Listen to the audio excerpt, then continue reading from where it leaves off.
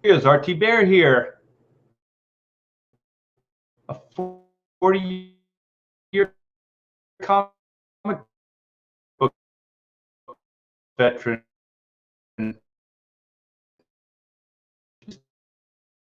about just about 40 years, working for mainly Marvel, DC, but a little company called Image Comics in my time, mainly known for Spider-Man, Superman, X-Men would be my big contribution. To wait for a sign of life, and then once that happens, then we will get into the meats and potatoes, the meat and potato. Hey, we got Hyper Kaiju. What's up? What's up? So we got our sign of life. So there we go. So yeah, there's several things I wanted to go over. I'm very excited to. I wasn't going to share this stuff with you this early, but RT Burr, RT Burr. I like that. Past Master Dan says something's up with the stream. Very resi. Very resi. Maybe there's not enough light. Is that better? Very resi. Yeah, it does look a little grainy. Let me see with my camera. I'm not sure what that's all about. Very resi. I don't like that. But I know you guys do. All right, brightness, contrast. This makes for great entertainment. This is live. This is what happens when you go live. All right, let's do this. Camera control, brightness. Maybe tone down the brightness. Look at that. Very noir-ish. Saturation, maybe a little less, maybe more. Sharpness, that might be it. Ooh. There we go. Is that better? I don't know. Might be too sharp. I like being a little fuzzy. White? No, we don't want to mess with white balance. And then the gain. The gain is always the big one.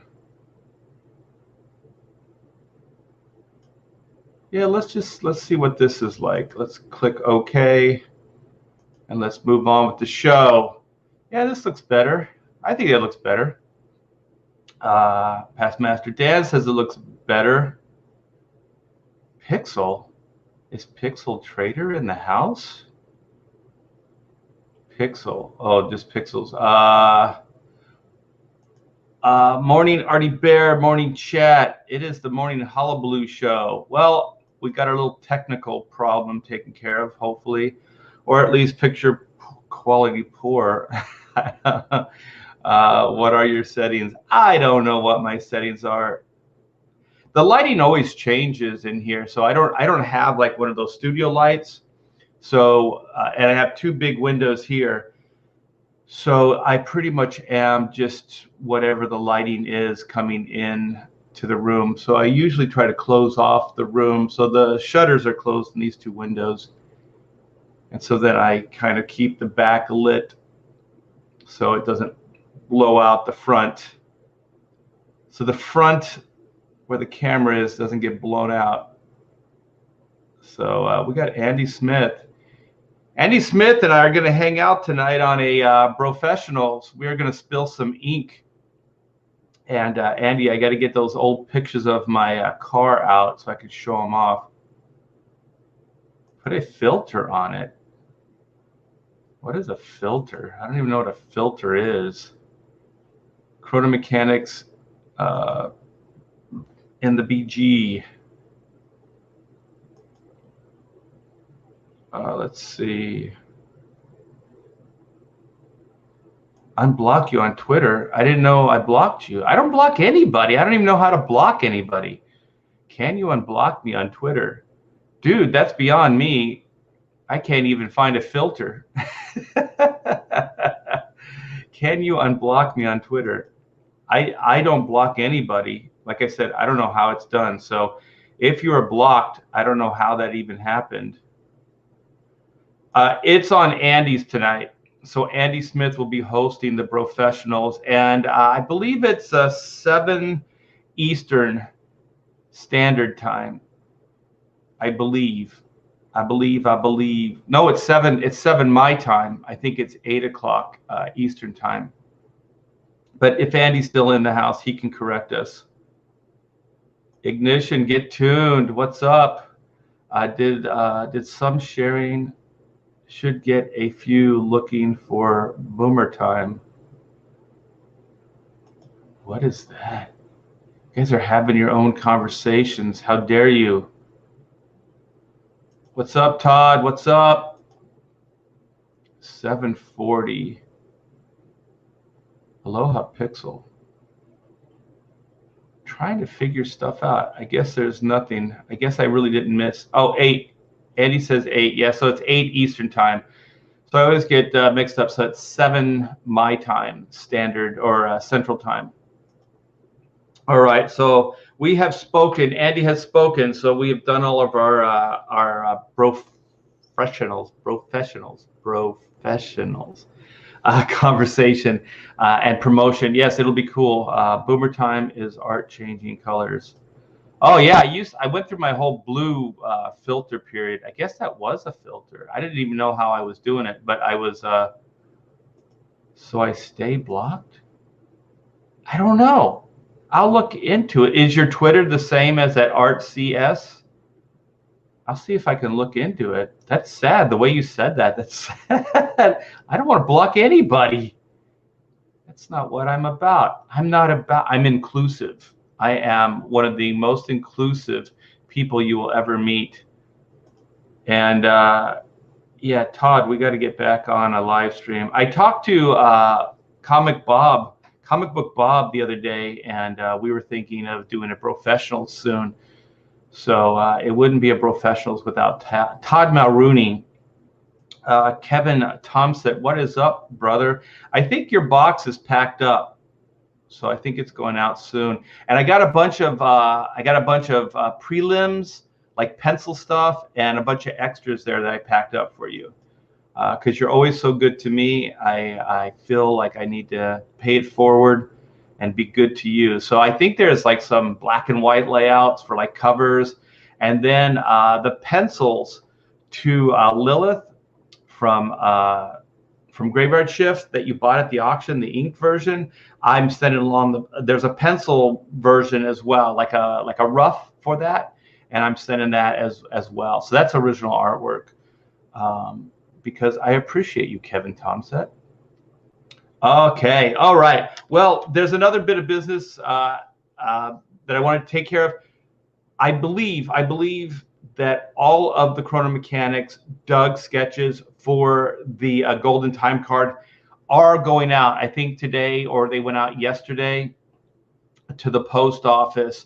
So the last of that batch has been sent out. So I think that's all of them. So I'm going to show you guys, because it's been a while. I'm going to share this, and then I'm going to give you some context to what I'm talking about. It might jog your memory, and I'm going to give you guys a grace period, like a week or so, to if you sent a Golden Time card and haven't got your drawing, let me know, and I'll see what I can do. And like I said, I can only do this for about a week, because I can't keep this open forever, because I don't want to be doing I don't want to be doing Doug drawings forever. So this is the Golden Time card. 1 out of every 10 Chrono Mechanics backers got one of these. So the idea was fill it out, assign your name, give your backer number, send it to me, and I'll do a Doug the D rocker drawing for you guys. So I think there's a Doug. Let me see if I can find it. These are the updates. So if you guys want to know more about the updates, yeah, the link's in the description. I thought there was a Doug drawing in here. I don't see one, actually. There's a Merry Christmas. So we're back into December. No, there isn't a drawing here. And I don't have one with me right now. so I can't show it off. But it's a 9x12 brush drawing of Doug the D, and he is the new recruit for Chrono Mechanics, Team 9.2 of Sector 7.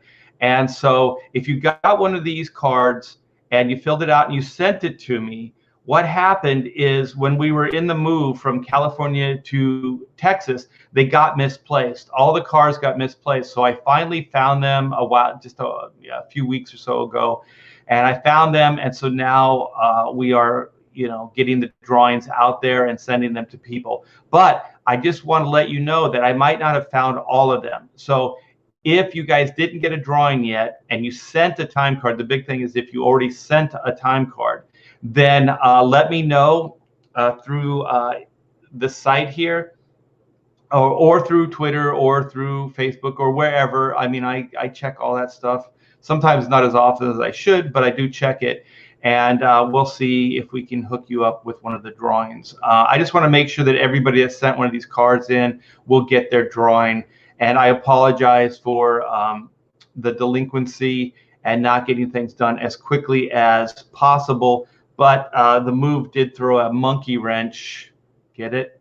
Chrono Mechanics, time repairman, a monkey wrench into the mix. So it did slow things down a little bit. So also the link is in the description, you guys.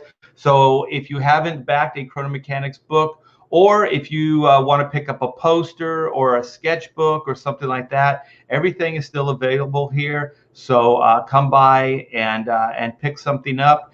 And the best part about all this is everything is printed, everything is done, and will go out as the orders come in. So there's not going to be any delay there. So I believe that is it as far as just updating you guys. So now we can get into the fun stuff. And as always, you guys, feel free to ask me questions and stuff. This is always, I look forward to the morning hullabaloo, because this is where we get to hang out, we get to talk. I think it was a misunderstanding. I was new to Twitter and didn't know how to send a private message. May have spammed you. Okay, well, I'll write ArtCS, and if that is your Twitter handle, or try to send me another message and I'll see. This is through Twitter, right? Notifications, messages, notifications.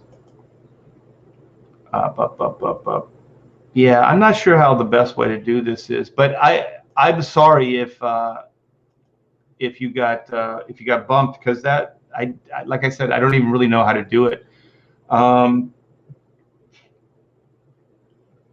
Oh, you're welcome, man. I hope you enjoy it. They're 11x17 too. They're big layouts and stuff. So they're kind of like this.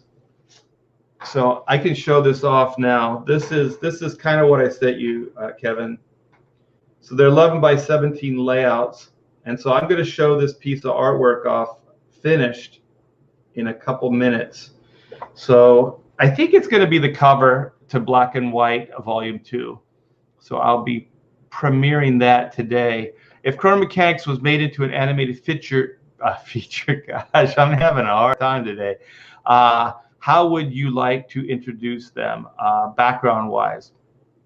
I think I would do the series the same way I would do the comic, because I think the comic opens up in the coolest of ways, where, well, the comic actually I changed it a little bit from the original storyline, but I would start with the crash. I would start it with Team 9.2 of Sector 7. I would have a pretty big action scene.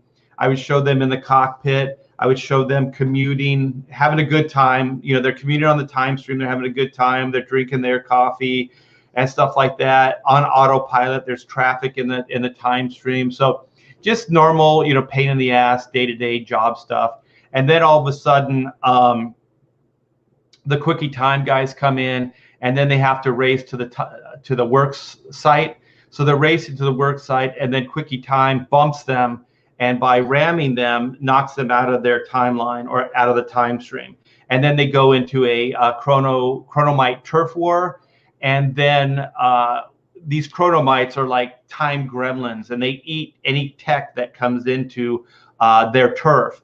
And so they fight over turf because there's not a lot of things, there's not a lot of food supplies and stuff like that, which is metal and tech and all that stuff. So this ship comes in, and like I said, there was already a turf war going on. So then both of these warring factions of chronomites just attack the ship, and so by attacking the ship, they wound it, they knock it out of commission.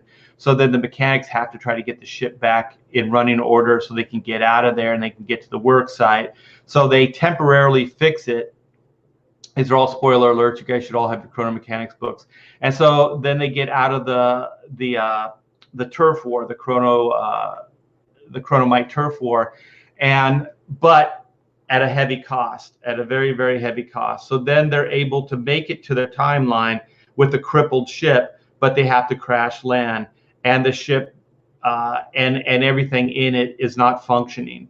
So so that's kind of how it starts. So I would start the cartoon the same way, with a big action scene. I'd show them kind of in their normal like routine, and then the routine gets detoured, and then we get to see them in a crazy action scene to see how the Chrono, like Team 9.2, are able to, you know, fix things.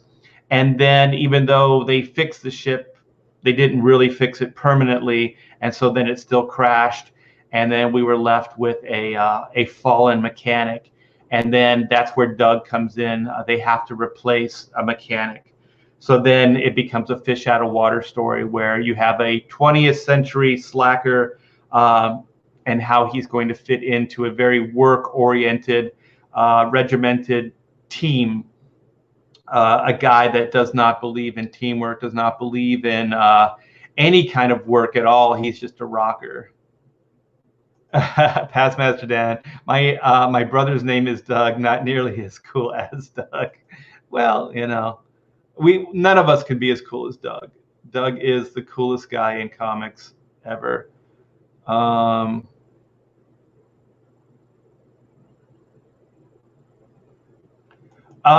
the closest to any animations and animation drawings are in that work in progress sketchbook.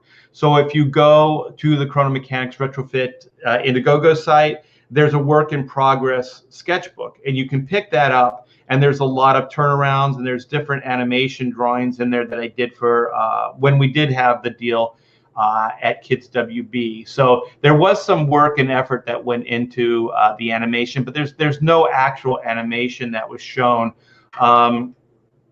We really only had a few months there before Kids WB closed their doors. So there wasn't really much that was done as far as that was concerned, which is sad, but I don't know. I was going to say it was inevitable for Kids WB, but I thought that network was pretty good. The people worked there were nice, and the offices were gorgeous. They were really, really cool. Let's see. Joe Bernardo, unfortunately, no. I just wonder how he would approach them cinematically. Yeah, I think I would. Also, if you guys backed Chrono, we had a stretch goal where we had the movie script, where we were sending out people that backed the book, the movie script. You can't get it anymore. That's why it's good to get in early on these campaigns, these Comicsgate Indiegogo campaigns, because some of the stuff does go away. So it was like 119, 118 page movie screenplay that I did with Matthew J. Hillary, who's a screenplay writer. And I don't know how lucky. I just got lucky. This guy wanted to to adapt Chrono Mechanics as a screenplay, so we worked a couple years doing it. Screenplays are all about rewriting. Holy crap, man! They take a lot of time. So we took several years to craft that, of course, in our spare time. But I thought the movie script came out really, really good. Show us the art. Art. Oh. I'll show you, Donald DeLay. I will show you. Hey, Pedro, what's up? Animating Chrono Mechanics is in my bucket list. Oh, dude, I would love to see your take on the Chrono Mechanics. That would be awesome, my friend. Victor Thomas says, hey, Art. Let's see what else we got. Oh, here's my Twitter is Art. It's CS, so capital C, small, or capital C, small s. Okay, and then 02. I'll look it up and I'll see what I can do, because I don't want to snub anybody. I'm not a snubber. It's not what I do.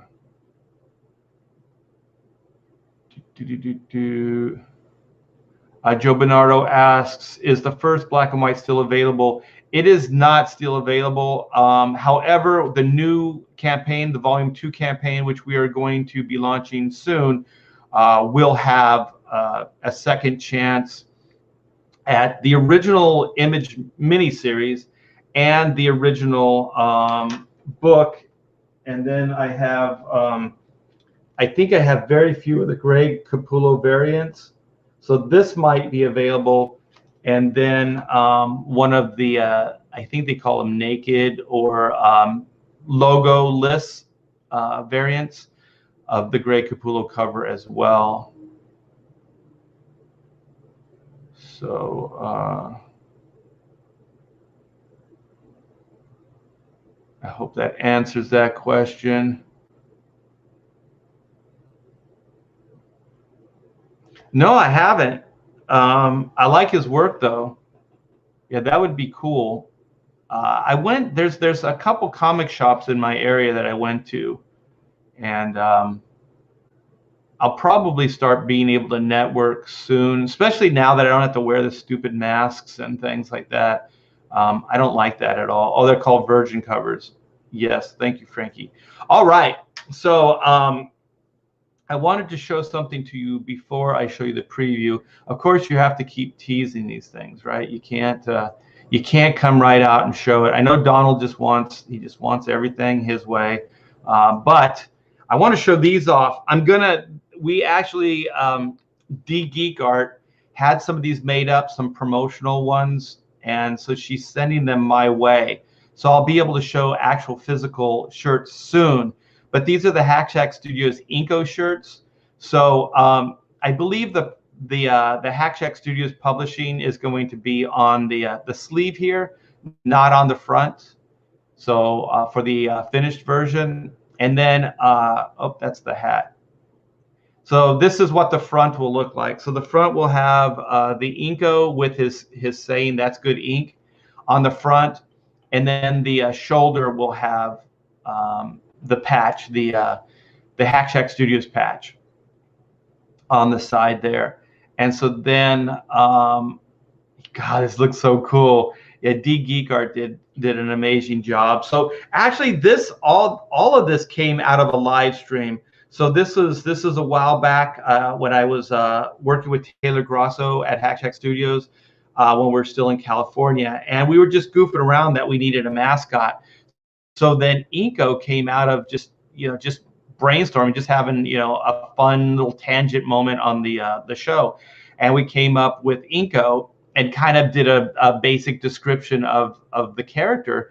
And so once the live stream was done, I got a message from D Geek Art, and there was Inco all drawn up. So there were a couple notes, not many, and so she tweaked them up, and so we had that. I put it in volume 1, so there's a little Inco debut in the comic book as art on the wall of an office, but it's always been nagging at me. I got to do something else with this. So then I talked to her about doing T-shirts. So she came up with these T-shirt designs, and then we came up with a catchphrase, "That's good ink," and I think they look terrific. I think they look period perfect. They look like something out of the 30s or 40s, animation style, and they look terrific, man. She hit a home run for sure. So so these are going to be available to you guys soon. So we're going to have the t-shirts, and then we're going to have hats. So we got the Inco hat. It's a little low res, so you can't really see it too good.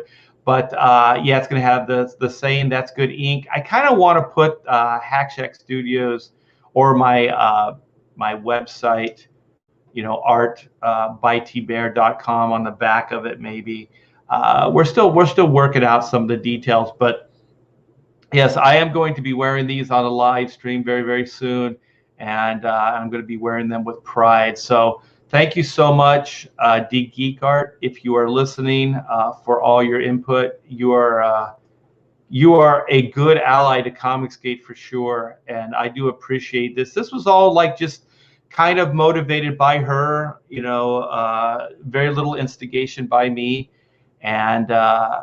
and this is what the Comicsgate community does. And she is just amazing. Look at this. Fantastic. So yeah, so the Inco shirts will be available. I'm thinking of making them available through YouTube here, and then with Crypto Fashion, and then through my website, and then of course any Indiegogo platforms, maybe through the Chrono platform there, the Indiegogo store, and then so on. Oh man, we got Camel Moon. Wait, that's not Camel Moon. That's Camel Moon. Hey everyone, what's up? We got to get Camel Moon back on the show. He's a fun guy. Oh yeah, indeed. Yeah, we had a lot of fun with Inco the other day with coming up with different characters. Like if we did an Inco story, like a comic book, sticky to the icky, sticky to the icky. Indeed, yes. Cool merch. Awesome. Yeah, there's a little bit of delay. I clicked on this and it took forever to show up. That's nifty. Oh man, I haven't heard that's nifty in a while now. Hit me up. I'll stop by. Oh, cool. I will. Awesome. Yeah, your cartoon shorts and stuff are just so right on, man. You got a wicked sense of humor. I like that. That's another cool thing about Comicsgate is like we kind of poke fun at each other, and that's kind of a badge of honor. Like if you get poked fun of, or if you show up in a Camel Moon video, it's awesome. Penzo, the ink pen. I like Penzo. Oh my gosh, that's really good, Frankie. Penzo and Inco. So together, ooh, they could be the super team. I'm writing this down, Penzo. So they could be like the Wonder Twins. Yes, Comicsgate does rock. All right, well, this was never meant to be too long. I got to get back to work, and I got these things. I've got a doctor's appointment. I looked it up. I think it's called trigger finger. So I can't bend my thumb. I can't bend my thumb right here. This one's coming back. I can kind of, it hurts like hell, but I can bend it. So I'm going to go see the doctor to see what that's all about. So I have to hold my pins like this. Like I'm drawing this stuff with my thumb straight up like this. It's a little weird. So I think it's just, I looked it up. It's trigger finger. So it's like when you stress out your joints or whatever. And I guess they stiffen up. Yeah, I'm not really sure what's going on, but hopefully I can get it fixed, and I'll be drawing without trigger finger soon. So I got to kind of wrap it up because I got to go. I got to go to the doctors. I don't like the doctors. I hate them. Guy moves to Texas, gets trigger finger. That's what they call it. I thought at first it was arthritis, and it could be complicated by arthritis, but I don't think so. I think it's that trigger finger, because I was doing a lot of yard work, and I was taking some trees down, so I had a chainsaw, and then I was taking a couple stumps out, and I was using a chainsaw, and I was using an axe, like a full axe and a hand axe, and I think I just destroyed my hands. it didn't hurt at the time, but then the next morning my hand was all stiff. So I think it's because of overuse. Ooh, B Rush. It's not Kinko. Kinko's cousin. Kinko would be, like we said, that would be like the sexy pole dancer in a noir-ish Inko story. That would be Kinko. She would be an informant.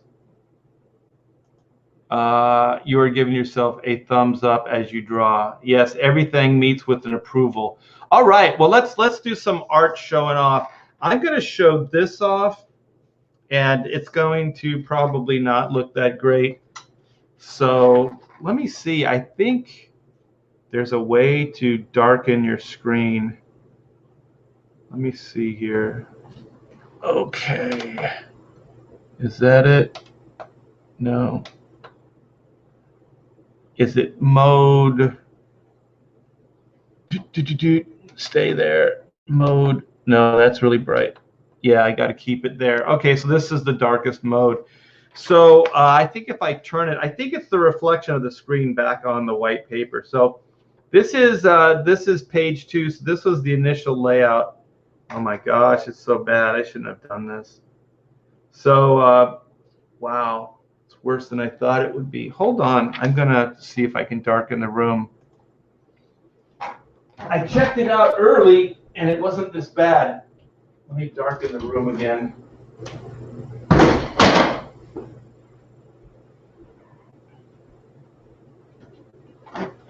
Okay, let's do this. All right, so now it's really dark in here.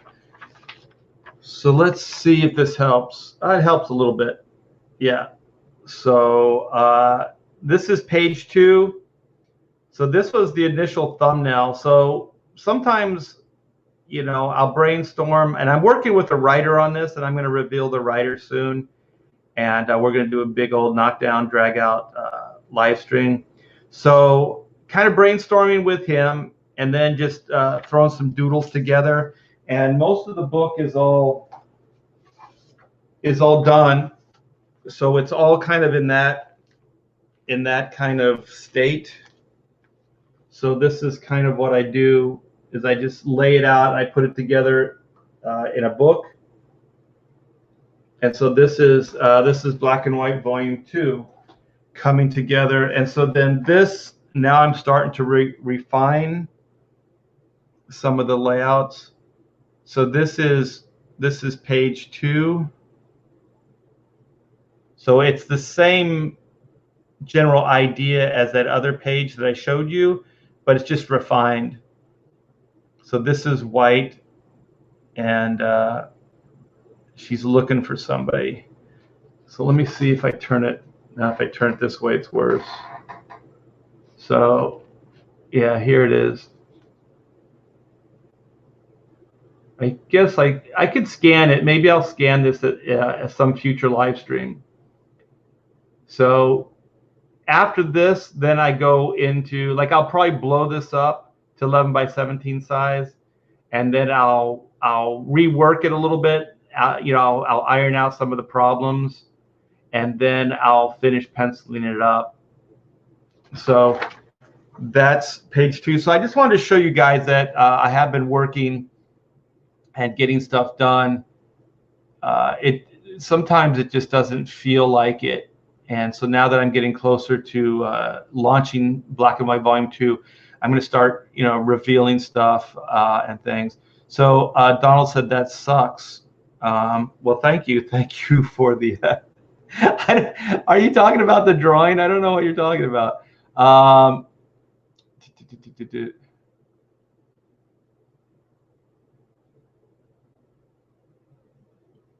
What? I'm at work driving to put food on Art's table. I don't know what that means. Let's wait. Andy Smith's still in the house. I love how tight your small layouts are. Wow. I just can't do that. Well, you probably don't have to do that. I'm still a little insecure about my work, so I like to try to work out as many problems on my thumbnails. I don't like to work out the problems on the board. Some people are able to do that easier. And I think it's because I'm an inker by, that's the majority of stuff that I've done in the past. So I think it's because I don't want to beat up the board with a lot of erasing, because sometimes if you erase too much, you can beat up the board and then the ink doesn't work as well. It'll kind of like, there's a little bit of a protective barrier on the paper. So if you ink on it just without erasing, it's perfect. So once you really start erasing, you can kind of mess up the fibers of the paper, and then sometimes the ink will bleed. It'll kind of spider out, and that's not good. So Past Master Dan says, Art, it may be the light behind your head that's bouncing off the camera. Light behind. Well, let me see. I can turn out the only light. Let me see here.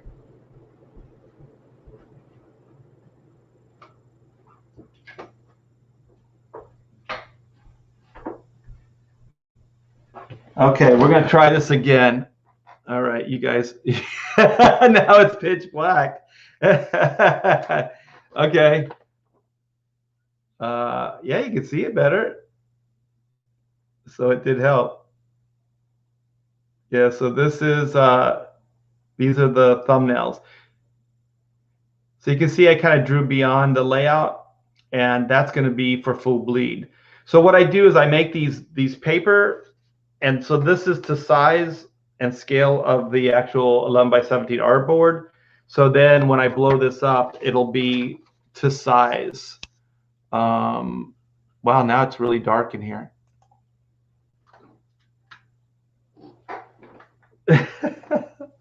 Wow, I didn't think that thing was throwing off that much light. Hold on, I'm gonna go turn on a light again. This is getting weird.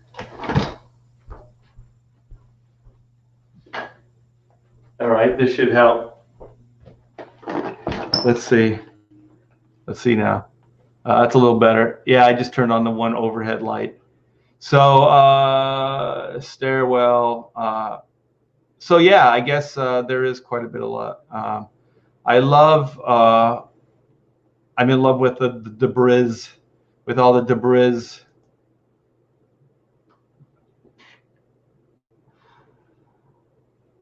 Tweet it out, drum up some excitement. Indeedy do. Love it. Yeah, I'm getting to the big reveal. So the big reveal will not be me holding up stuff. It'll be on the computer, so you'll be able to see it better. It's the monitor being under the camera. Ooh, I had the same issues on Comicsgate Live. Frame in camera, then turn off monitor. Wait, then turn your monitor off for a few seconds. Frame in camera. I don't know what frame in camera means. Frame in camera, then turn monitor off for a few seconds. So if I turn the monitor off, and then what? Just turn it. Oh, you just turn the so I won't be able to see it, but you will. Oh, so you just turn off the monitor. Okay, let me see. This is going to be the big experiment. So let's see. This should work, because then that light won't be bouncing back. So, but I got to turn off the monitor. So let me hold this up to where you can kind of see it. Okay, so it's kind of right there. Turn off the monitor. Let's see. Okay, so hopefully you guys should be seeing this. If Donald's correct. So let me turn the monitor back on so I can see. So did that work? It's still from your monitor. Monitor bouncing off the paper. Yeah, that's what I thought. Yeah, the monitor's, it just center the page and don't move it. Oh, okay. Boom, perfect. All right.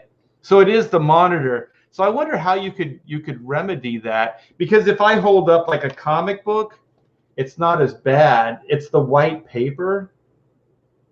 So the white paper just really bounces it back. I think if I wonder if I went widescreen. Hold on. Let me see. Ooh, there you go. Okay, I went widescreen. So when you go widescreen, all the white around your monitor goes away. Oh shit, this is perfect.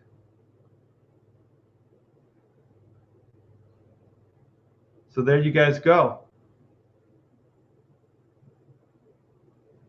There's page 2. So let me, how do I go back? Okay, exit full screen. So yeah, I think it's all the white that's around the screen. I can't read the chat, but yeah, I'll do that from now on. Let me see.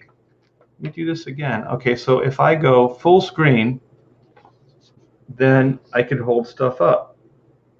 We just figured out something here. Let me turn this one off. There you go.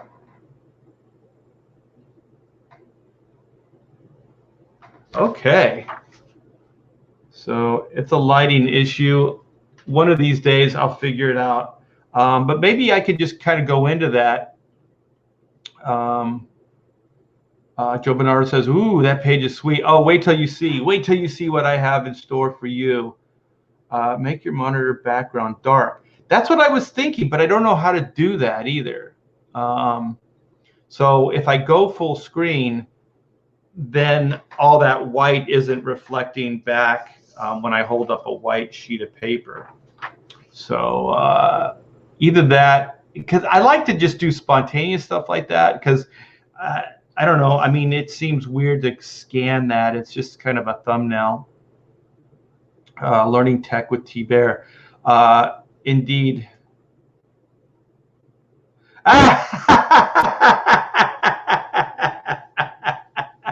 That's awesome.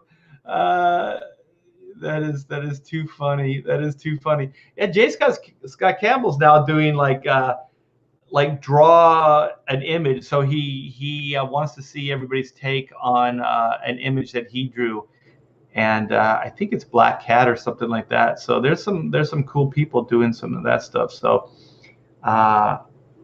Jay's got some good ideas. He's working it.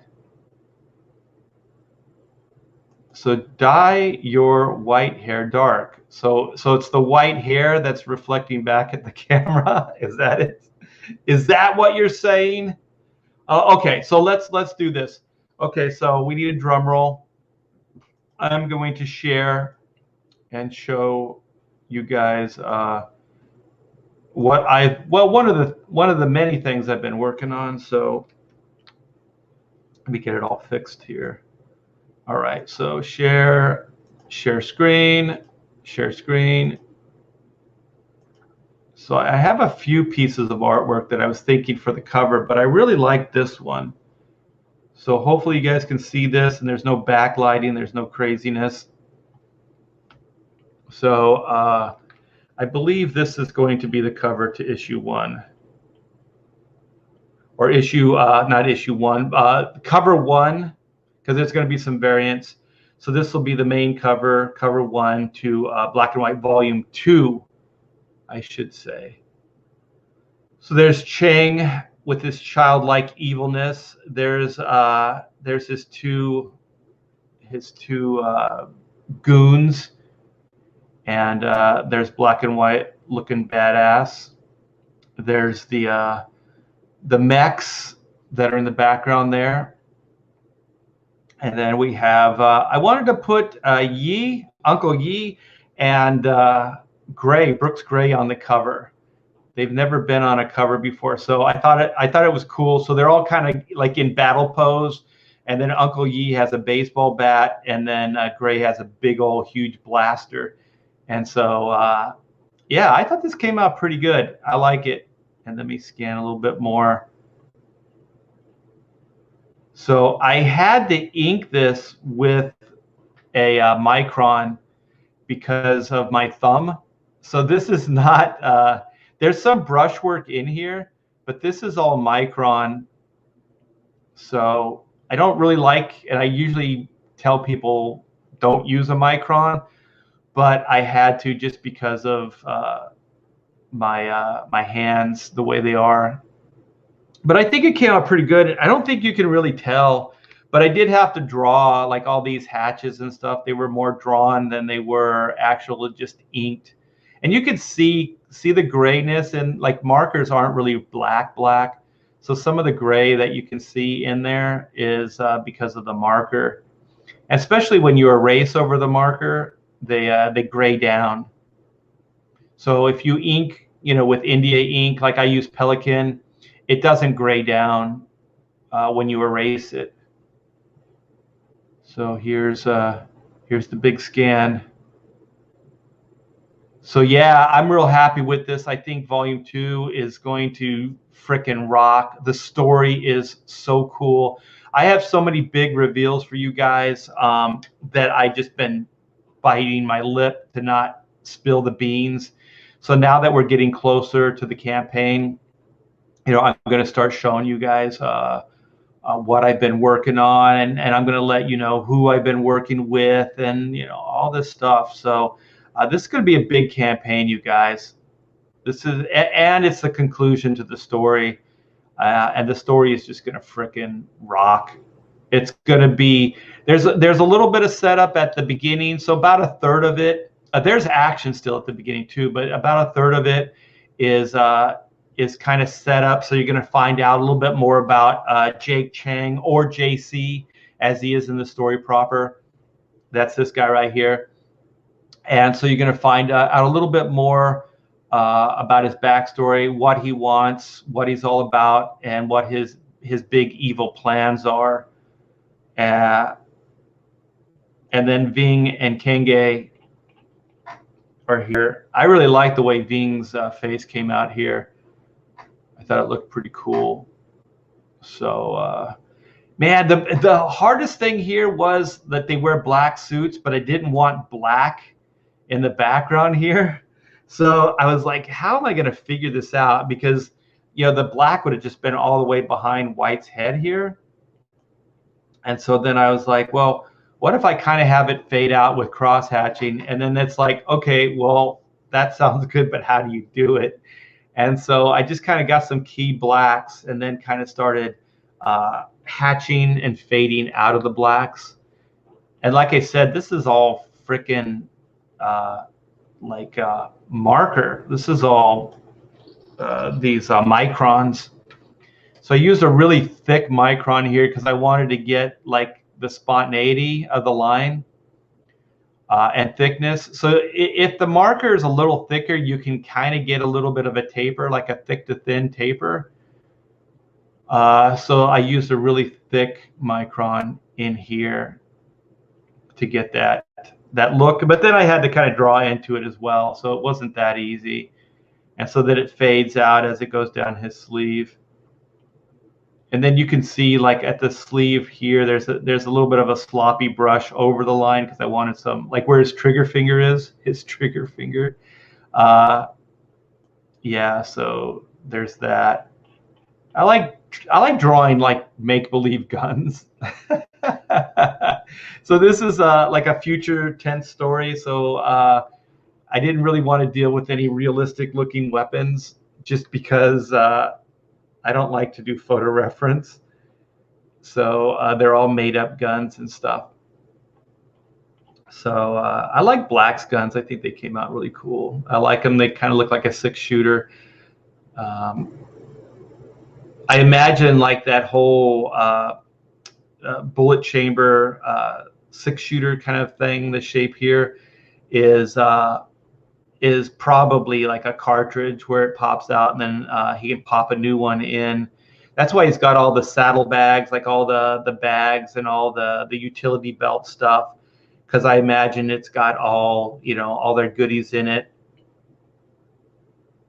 So he can replace like like kind of a, I guess, power source for the gun. It doesn't really fire like conventional like bullets. It's more like a laser pistol kind of thing.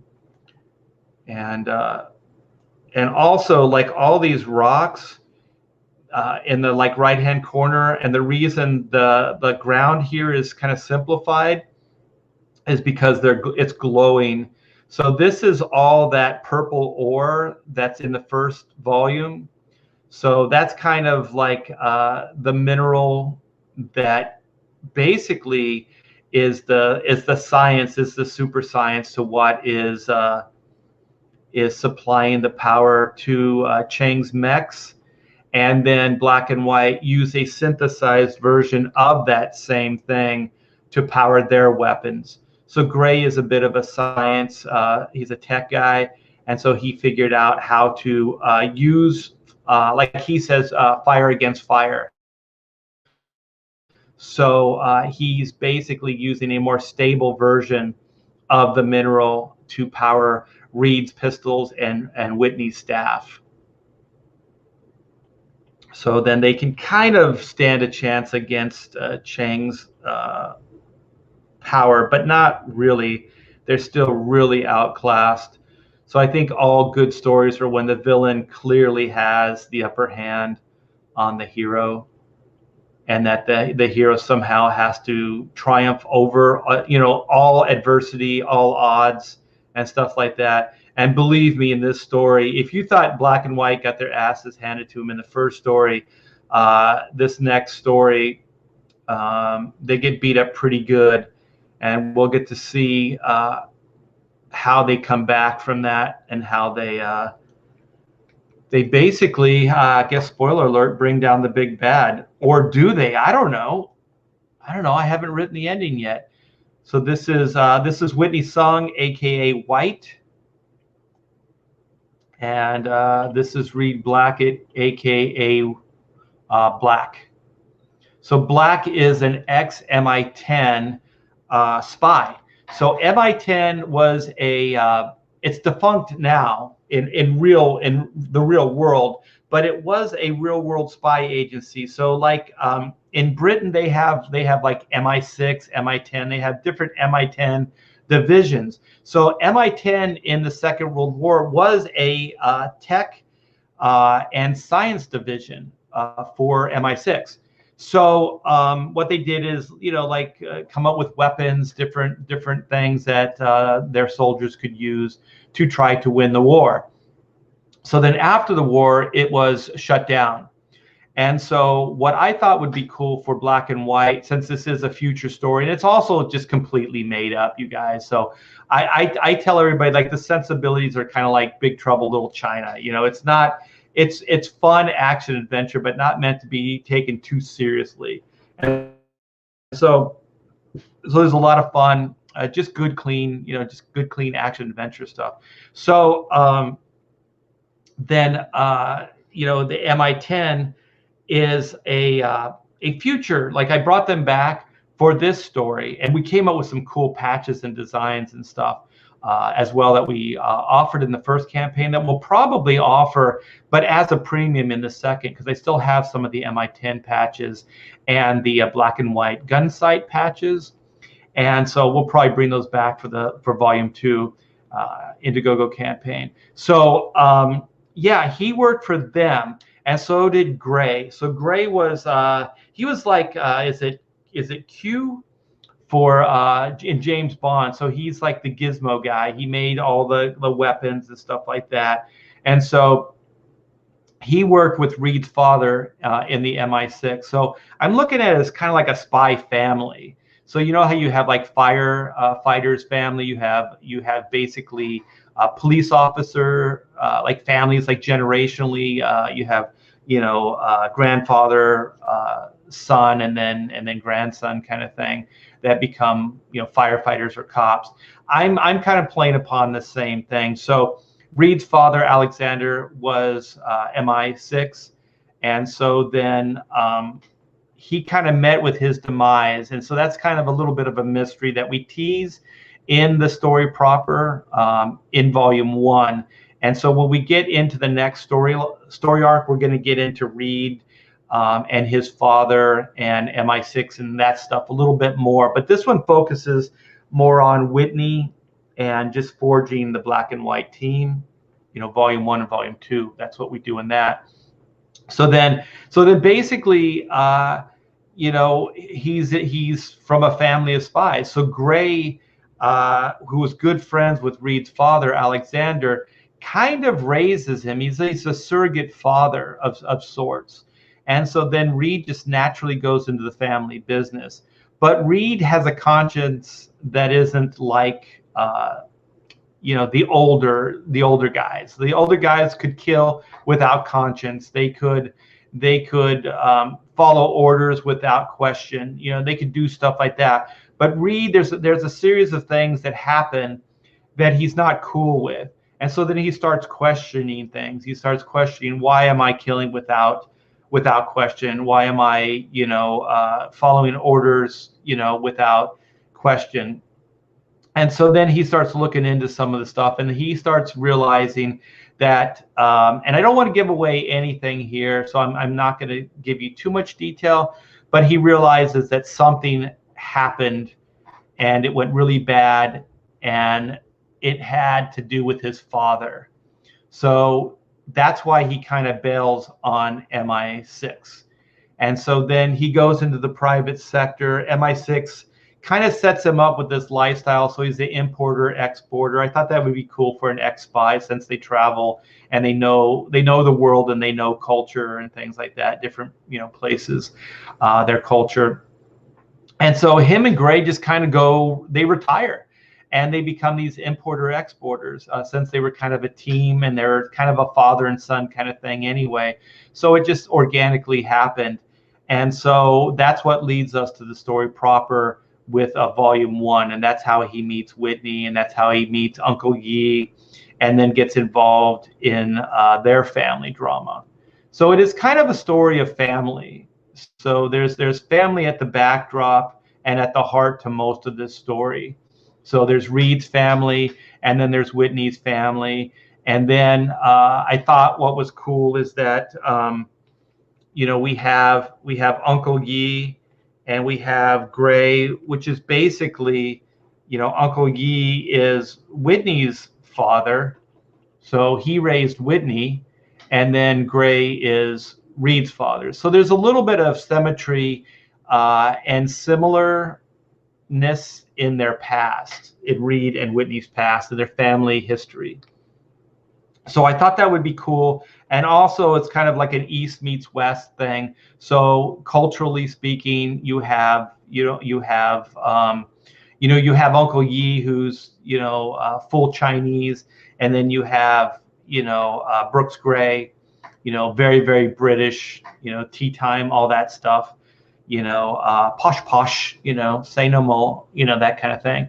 And so Whitney also is a little interesting that she is a half and half, as Taylor Grosso used to say. So she's half American and she's half Chinese. So the interesting thing about her past is that her father, spoiler, you learn this in volume 1, isn't around anymore, but her father her father isn't around anymore, but her mother is, and her mother is in America.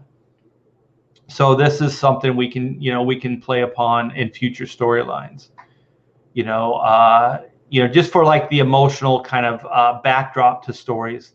Like she might want to, go seek out her mother and see what that's all about, just stuff like that, just so there's emotional context. I like stories that are about character. So I like big action adventure, but I like character as well. So I wanted to make sure that these guys feel real, they feel tangible. There's relatability to them. So there is family. Most people have family, and most people know how complicated family can be. So I thought it'd be interesting. I love these guys. I love these two nutty kids, and I want to see where their storyline goes, and I want to see how they get out of this story proper that they're in. The volume 1, volume 2. Origin story. So I hope you guys like the artwork as much as I did, drawing it and put it together. I'm very proud of this. I think the book is going to look terrific. It's going to be a little bit of a departure creatively from the first issue, and I'll get into more of that as we progress. But I don't think you guys are gonna. I think you're gonna like it. I think it's all going to be for the better, because I am still evolving as an artist, and one of the things about comics I always thought was cool is when you see new artists evolve over issues. And I hope that you guys dig that too, because I do still feel like after 40 years that I'm still learning stuff. I'm still trying to stay contemporary. I'm still trying to stay relevant. I'm still trying to work on my craft and get better, every time I pick up a pencil. So there is going to be that. So there's going to be evolution. And one of the reasons a big reason I like Comicsgate is I feel like I can explore stuff creatively. Where at Marvel and DC, I felt like I was a little handcuffed. But as long as you guys support it, as long as the audience is up for it, then I can keep experimenting and I can keep trying and I can keep evolving and trying to get better each time. At least I think I'm getting better each time. Oh, I have to say where I was going with the trigger thumbs, the trigger finger. You can see the brushwork in the hair. So when I blow it up, you can see the brushwork. So there was no crow quill stuff in here just because it was really hard to hold the pen. But I could hold a brush and I could do the big strokes, the big brush strokes. So and that Chang face, that thing's really big. So I didn't have to get too hung up on it with the brush.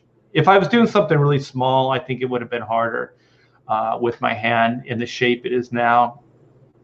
So yeah, I got to start wrapping this up because I got to get ready for my doctor's appointment and see what's up with these trigger fingers, and hopefully we can do something about it, because I'm starting to get scared because it's been over a month and it still doesn't bend.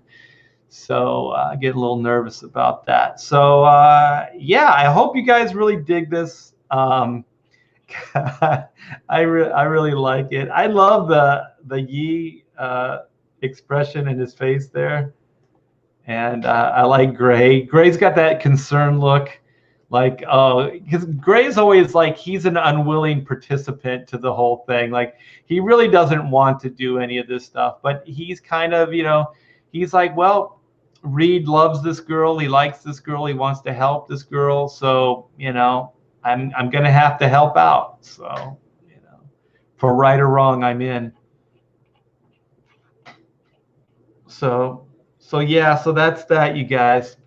So like I said, hope you like it. Let me go back and wrap this bad boy up in the dark, sitting here in the middle of the day in the dark. So let's see what you guys think about it.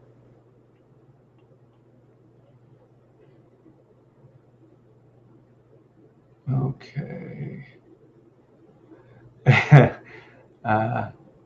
Where are her organs? There are people that look like that. Like, people are just so weird. Like, not everybody is fat. Like, when they go, oh, well, we need to be more representational, it's like, well, not everybody looks like that either. There are some people that look very idealized. So there are some skinny people out in the world. Well, thank you, Donald. I appreciate it. I love the gray. Joe Bernardo says, that is totally badass. 5 Incos. Incos instead of star rating. Yes, 5 Incos. I love that. That's cool. 7 says, why do you prefer Pelican ink? I like Pelican ink because it's the least fussy ink. I've tried just about every ink out there. Some combinations of ink are better than Pelican, but you have to mix them. So there's a, God, what is it? It's the Rapidograph ink. I can't think of the name of it. If you mix that with like Higgins Ultra or 1000, T1000 or whatever the hell it's called, it's a pretty good combination. But the thing is, it dries weird. It takes a long time to dry. And you got to constantly keep mixing it. You got to keep adding and keeping the mixture, somewhat equal. Otherwise, the ink works a little bit different. So Pelican works great right out of the bottle. It's the least fussy ink. So as I was getting older, I was like, I don't like mixing the inks. I don't like doing all that crap. I just want to dip the pen. I just want to get to work. You know what I mean? And to be honest, it's not that much difference as far as inkability, as far as quality. it's minor. The only thing is like that rapidograph ink, I think, has acrylic in it. So when you see the finished product, it's a little shinier. Like the ink is shinier. It looks nicer on the board, less grayed down kind of thing. But Pelican works just as well. Like if you put a pretty heavy Pelican line down, it's hard to erase it up. It doesn't gray down, with an eraser, and it looks good. Like the original art looks really good. The pages look good. So I think it's just a good all-around ink. It's durable. You could have the bottle open all day, 8 to 10 hours.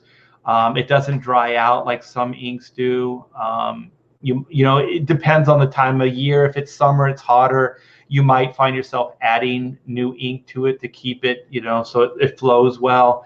But I think it's just because it's the least fussy ink I've seen and I've used. That gray, adding nice depth, keep it. Thank you, man. Thank you. Joe Bernardo, I love how you draw the eyes on your women. Eyes up here. Eyes up here on the face. Yep. Great eyebrow hatching. Thanks, man.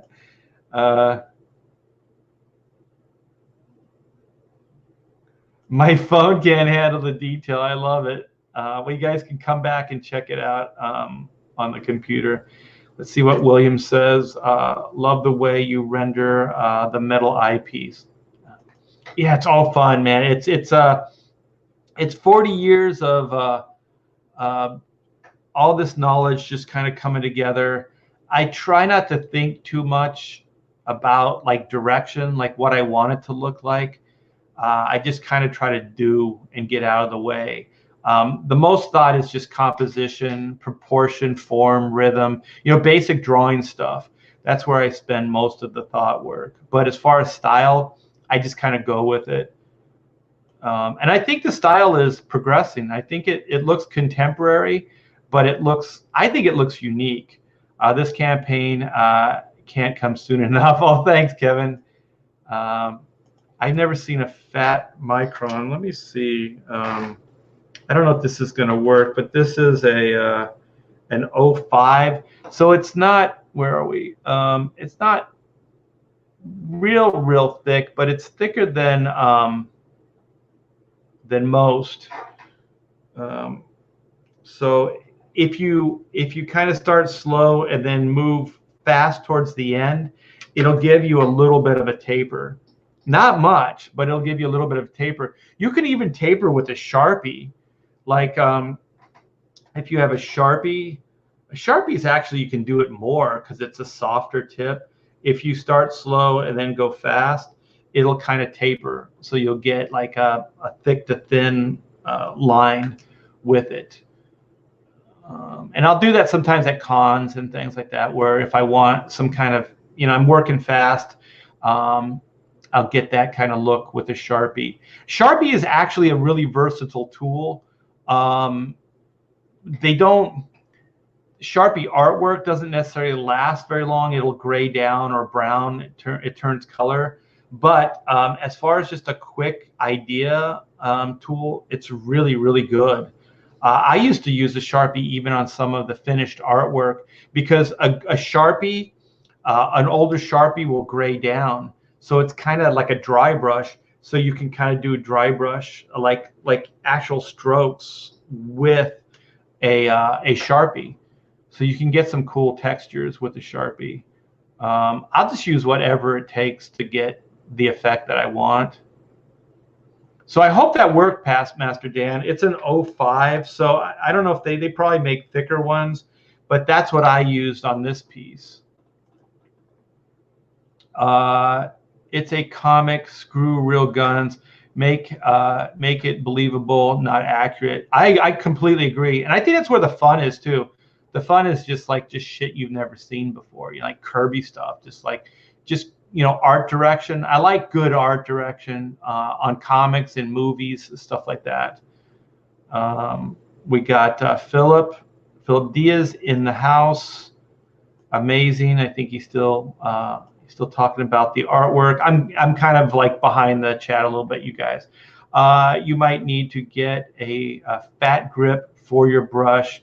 If the doctor says you have trigger finger, try a tattoo gun rubber grip. I tried those before. I didn't like them, but in light of this, it hurts just trying to bend it. Yeah, I might try that. Thanks, Donald. Donald is full of all kinds of wisdom today. Black reminds me of the Manhunter. Man, the Walter Simonson Manhunter. Oh, hell yeah! I was trying to figure out who you were talking about. Yeah, I loved that character as a kid. Yeah, and even the first version of Black that had like the tunic that was kind of baggy, that was a derivative of Manhunter. Totally. Yeah, and in the original Black, where he had like, you can kind of see it here on the cover, and let me see if I can find an image of it.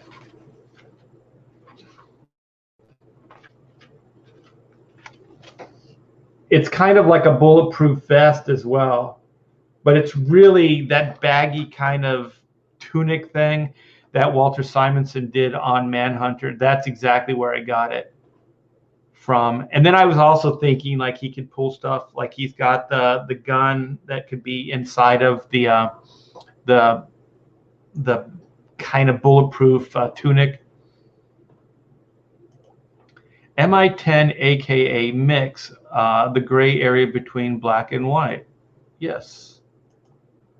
Super Spies tease that his dad is James Bond, but not really. He's going to be a James Bond type of character, definitely like the archetype. You know, we kind of hit upon that a little bit in Volume 1, where Gray reminisces about the old days, about womanizing, like those guys dug all the subterfuge and all the alter egos and all the, you know, spying and just all the travel, the women, you know, the gizmos, the gadgets, the guns. They dug all that stuff. Like they were really into it. So I want to make it seem like, you know, that there are certain types, and I didn't want to get into like the psychological aspects of it. I didn't want to get too deep into it. So I kind of always liked James Bond when it was a little bit more superficial. Not the Roger Moore stuff. I thought that became campy, but where it kind of becomes more superficial. Like you don't really know how James Bond, like, does he enjoy it? Does he not enjoy it? Like it's just kind of something that he does, but the way he does it, it seems fun, you know, like it seems cool. And so I'm talking about more the, oh my gosh, not the Roger Moore, the one before that. Oh my, how could Sean Connery, how could I forget Sean Connery? You know, that stuff where, you know, drinking, womanizing, you know, all that kind of stuff. And so I want to keep it like that. I know in this day and age, it's a little tough. And I realize that Hollywood's having a hard time with trying to figure out where James Bond stands in a contemporary, more PC culture. But I already have, the way this story is, it's already kind of built in that it's a generational thing. And I don't want to make it seem like that the past was bad or evil either. It was just a different time. So when we go back in time and we show Alexander Reed's father and Gray in the day, it's not going to be like they were evil and they were doing bad. I think that it's just going to be like they did what they had to do at the time, and along the way they enjoyed it. They had a good time with certain aspects of it, not everything, but with certain aspects of it. It's kind of a lifestyle if you think about it. Like being a spy, being a James Bond type spy is kind of a lifestyle thing, you know. So they're that generation. And then Reed, I don't want to make it like he has a problem with spies in general, or that he has, you know, a problem with things in detail. It's more of like what happened, and that things were covered up in a very spy way, that about his father, things in the past. And so he was basically, they did the spy makeover to him. They played him just like he had played other people. So he's kind of getting to see what it felt like, what he was doing to other people, you know, cover-ups, just all this stuff. But it was done to him, and it was done covering up like what really happened to his father. So, you know, that's kind of more where he's coming from. It's more personal than it is like, you know, an overall morality thing, even though there is going to be some of that, but it's not going to be like he's casting shade on the organization or spies in general. Just that he's not comfortable with it anymore. So the reason it's black and white, and it's black and white justice, like in a world where law and order is often blurred to gray, justice can only be black and white. What Reed does is he tries to create a new justice, a new way of doing business. You know, so black and white is that. They're not police, they're not military, they're not spies. You know, they're kind of an amalgam of all those things. You know, but where Reed doesn't have to answer to somebody else's morality or somebody else's right and wrong, it's more filtered through just his. And so it's kind of like, you know, and I did this way before Winter Soldier did it, the movie, where, you know, Steve Rogers had a fundamental problem with Nick Fury and the morality of spying and keeping the country safe. And so it's kind of like that. It's kind of more like, you know, Reed Blackett has a moral compass that is always perfect. You don't have to question him in the same way of Steve Rogers. So when he questions this stuff, you know that he's right. You know that, you know, his moral compass always, you know, is due north or whatever, and that it's pretty much right on. Even though Whitney is going to have a lot of input in the direction that they go in as well, as far as right and wrong and all those things. But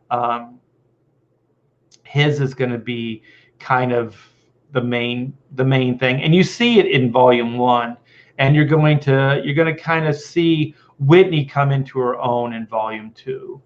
So she's going to start accepting more responsibility, and she's going to be a little bit less irresponsible. Marshall Rogers did Manhunter as well. Was it the white and red like Walter Simonson Manhunter? If so, I got to check that out. Let's see what Donald says about Micron. Microns make an 08 and a fill tip brush pin if you want fat lines and easy tapering. I'm going, if I can't remedy this thumb, I'm going to probably have to start looking into stuff like that. Yeah, it could be. It could be. Yeah, Pierce Brosnan was probably a good hybrid of the two, but to be honest, I didn't really care for the Pierce Brosnan James Bond as much. I really did like what's his name, the new James Bond stuff, like the first 2 or 3 movies with what's the actor's name, like because they redid Casino Royale, and can't remember the actor's name now, but I did like the way he was playing Bond, because he was kind of going back to the Sean Connery version, where he doesn't overly explain himself. He's just a man of action. He's still kind of a womanizing guy, devil may care kind of attitude. And then they show like how it doesn't necessarily serve him, and they show kind of where that kind of reckless abandon can lead to. So I thought there were aspects of it that were good. I thought there were some major missteps, especially later, but I think the early stuff was pretty good. Daniel Craig, yes. Daniel Craig. I thought Daniel Craig was pretty good. I like that he didn't tell anybody what he was going to do. He just goes and does it. I like the kind of like action guy that's just he doesn't sit around and like plot. He just he's a man of action. He just sees what has to be done and then he just goes and does it. And I liked that Daniel Craig did that. Like he didn't go through MI6 channels all the time. He didn't check to make sure everything was fine. He just kind of followed hunches and did his own thing. And for the most part, he was right, with everything. A black and white movie would be killer, but I don't know. I think for anything these days, when I think about Hollywood, at one point I was really pursuing it, but I think for me now, it would have to be the right person.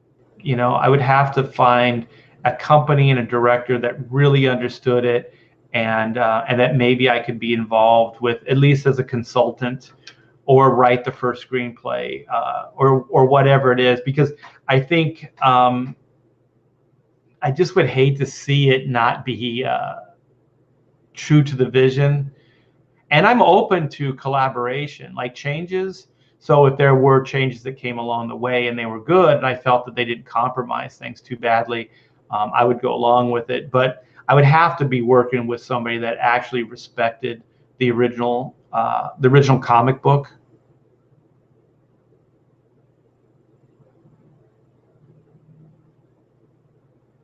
Let's see what this is. Deathbringer says, "Oh, why do they have to be canceled?"